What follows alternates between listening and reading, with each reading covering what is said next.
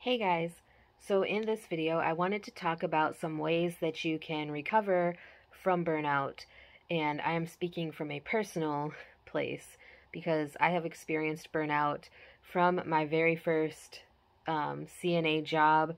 I got so burned out because I was working 80 hours a week, picking up so much overtime and not really taking enough time to give myself enough self-care. And I definitely learned from that experience because it burned me out so bad. Like, I ended up in the ICU for 7 days after working, weeks and weeks and weeks and months of overtime where, making 10.70 an hour, my checks were over $2,000 95% of the time. I don't even remember how many weeks that I actually worked just my normally scheduled hours, which was hardly ever. So my number one thing or way to begin to recover from burnout is actually admitting and acknowledging that you are in fact burnt out, because a lot of people are in denial about it. And until you actually admit it to yourself and acknowledge the fact that you are burned out, you're feeling drained, you don't feel like you're as productive or as, doing as well with your work tasks as you used to. You're just constantly tired and fatigued and just worn out. You really, you don't really care about your job responsibilities as much as you used to, or about the quality of work that you're producing.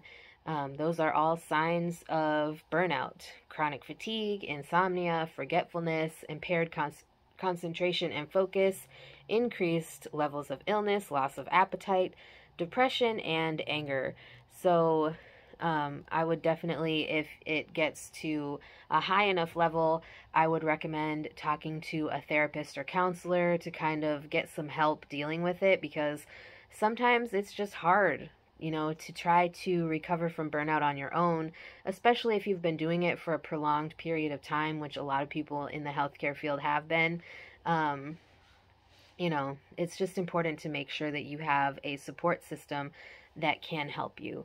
So, tip number 2 would be to talk to your boss or HR about the fact that you are feeling burnt out. Because if you don't let somebody know, they won't really know. A lot of times, some facilities, especially long-term care facilities, I've found, even if you do tell them that you are feeling burnt out, they simply will not change what they're doing. They will still ask you to stay over. They will still ask you to pick up extra shifts. So it's all dependent on your facility. If you work for a facility that actually cares about their employees, you shouldn't have this go on. But because nursing burnout and healthcare burnout and just burnout in general is definitely in the spotlight recently due to COVID, I would say that a lot of management would be more understanding of the situation. I would just, before you have the conversation, I would think about some ways to rectify the situation. Like, how can you, or how can they help you not feel so burnt out at work? If you need to drop the extra shifts that you have picked up already, then, maybe just walk in and tell them, hey, I don't want anything to negatively affect the residents or the patients that I care for. And so I just want to be honest with you and let you know that I am feeling burnt out. And, because of the fact that I'm feeling burnt out, I don't think it's safe for me to work these extra shifts. So don't just simply go in there and start venting all your frustrations in an aggressive way, because that will get you nowhere. But just be honest with them and talk to them about the situation. You could say, for example, I found this example online of how to have this type of conversation with your employer. And it says, I wanted to bring something up with you that feels vulnerable to admit, but my hope is that you can help me come to some solutions that will help me to perform even better for the company. I've been feeling a more severe sense of burnout, and I wanted to see what my options were to refresh my mind so that I can keep contributing to the best of my ability. I read the employee handbook and took a look at my benefits, and here's what I'm thinking I could suggest. And then you suggest, whatever the case may be based on your own personal benefits or employee handbook, and then asking your employer or HR what they think about it. So you could also consider, and this ties into the next tip that I have, which is taking some time off so that you can be in a better mental space with your work responsibilities. During the conversation that you're having, you could also make sure that you emphasize how much you like your job and you like working for the company, but that mentally you may benefit from taking a week off or some time off. Like I said, if it is a good employer that cares about their employees, they will be more understanding. They will want to work with you to try to find a solution to keep you there and to keep you happy. But sometimes the only way to recover from burnout sometimes is separating yourself from the situation and taking that time off so that you are in a better headspace, and not just better headspace, but also being in a better mental space can help you be in a better physical space, because sometimes it's rough. If you need a vacation, you need to take that time off, and you're able to, and they allow you to take it, because people that take vacations from work are proven to have lower stress, less risk of heart disease, a better outlook on life, and more motivation to achieve goals upon returning to work. Women who take vacations are reportedly more happy in their marriages also than those who don't take time off. So even if it's just a couple days, a week or 2 weeks, just having some time to yourself and away from your work environment can help you get back into the groove of things and regain the energy, enthusiasm, and motivation that you had before. The next tip would be to find ways to love your job again. Maybe doing some reflecting on what it is that, made you love your job in the first place.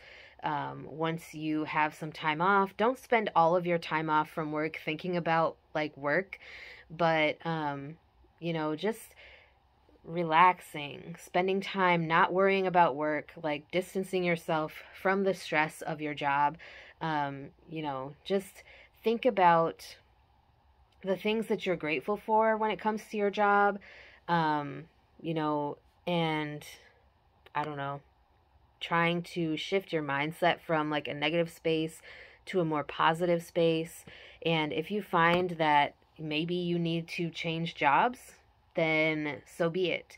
Start looking for a new job that is going to value you as an employee and as a person, and just, put self-care at the top of the list of necessities.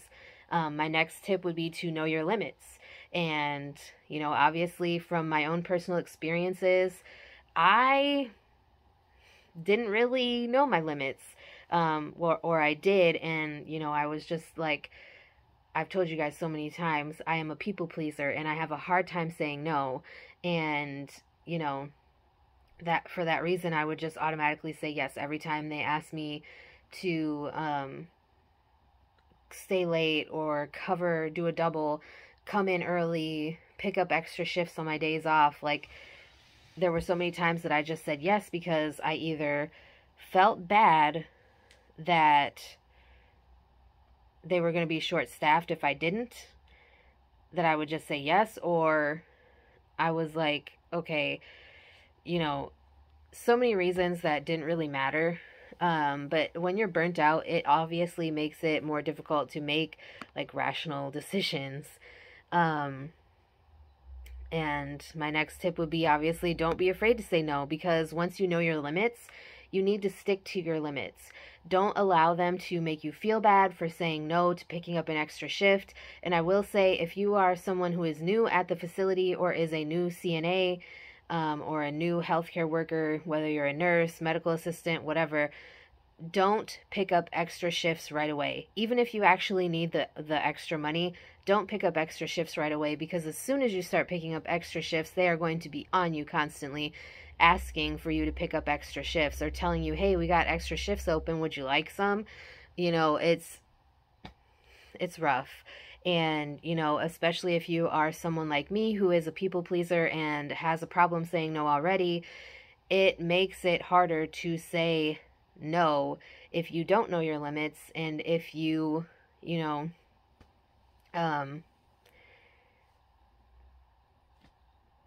if you know your limits and are willing to not allow them to make you go over those limits.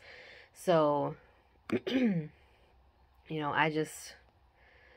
my thing would be, like, if you really have a problem, like, saying no to people, or you feel like they're going to be upset with you for saying no, even if you don't have kids, I would say, well, I'm supposed to be taking care of my nephew or my friend's child, or, you know, whoever the case may be.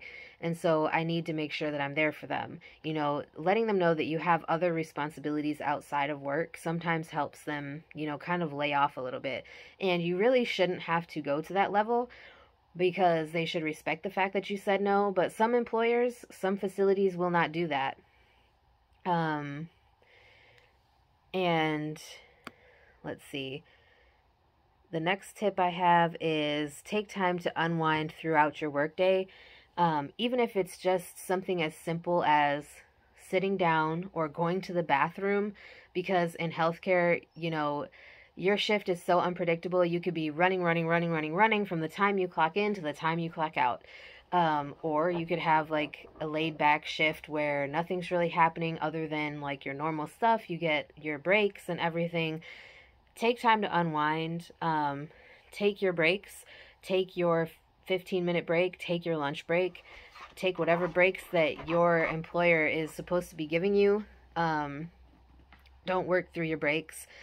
Even if you just need to walk off of the unit, as long as you let somebody know that you need to take a walk off of the unit to just clear your mind, you know, let somebody know that. Because a lot of times, as long as you let people know that, hey, I need to go clear my mind, like I'm really stressed out, I just need to go walk off the unit for a minute and I will be back, you know, within a certain period of time, like 10-15 minutes. And, you know, most of the time you'll be able to find that your coworkers are willing to cover for you during that time, because they know how frustrating it can be, especially in healthcare, because there's so much going on all the time and it can be really stressful. So you need to, you know, listen to your body. And if you need to take a break, whether you're, you know, going to get a drink of water, meditating, closing your eyes for a few minutes, just walking around to clear your head, stretching, you know, just getting away from your unit for a minute, it helps. And this is the other, I would say probably one of the most important things that I have found, is don't work when you are not at work. Don't, you know, be sitting there texting your boss or your supervisor or the scheduler while you're off work. I had found that I needed to like not respond to a lot of text messages from work, because especially like when you're out with family, or, you know, you're at a birthday party, or, you know, you're at a cookout, you're at the beach relaxing. Yes, it's good for your employer to be able to get in contact with you if they really need to, but a lot of times if you answer those texts asking you to come in early or come in on your day off, then your employer will think, oh, okay, well, I texted her today and got her to come in, so she must be willing to come in, you know, whenever I ask her to. You need to make sure that there are clear boundaries between your work and your personal life, for obvious reasons, because it isn't fair to you to constantly, or your family really, to be constantly connected to work, constantly texting your supervisor or the scheduler or your coworkers, because your coworkers can take advantage of you too. So it's just, make sure that you're able to detach from work. Try not to talk about work when you're at home, because this not only creates burnout, but it makes it harder to recover from burnout in the first place. So hopefully you found these tips helpful. I know this was a little bit longer video than what I normally post, but burnout is something that I think is really important topic for us to think about, because everybody gets to those levels of burnout sometimes where it's just so hard to come back from it. When I was in the ICU for a week because of my health being so like worn down, and that's actually when I got diagnosed with MS, was when I was in the ICU for a week, and they were trying to figure out what was going on with me because I just passed out when I was working at the hospital. You know, I was in the nurse's station and I just passed out when I was working on the ortho floor at the hospital. So just make sure that you're taking care of yourself. If you're feeling burnt out, tell someone so that you can get the help that you need. And even if it's not somebody at work, talk to a counselor, talk to a therapist. Do what you need to do to make sure that you are being safe. And so if you guys have any requests for topics or videos that you'd like to see me post in the future, please let me know. And it can be healthcare related or not. I am trying to focus my channel more on healthcare related content with a few like personal life vlogs and videos thrown in. So yeah. Anyways, I will talk to you guys again in tomorrow's video.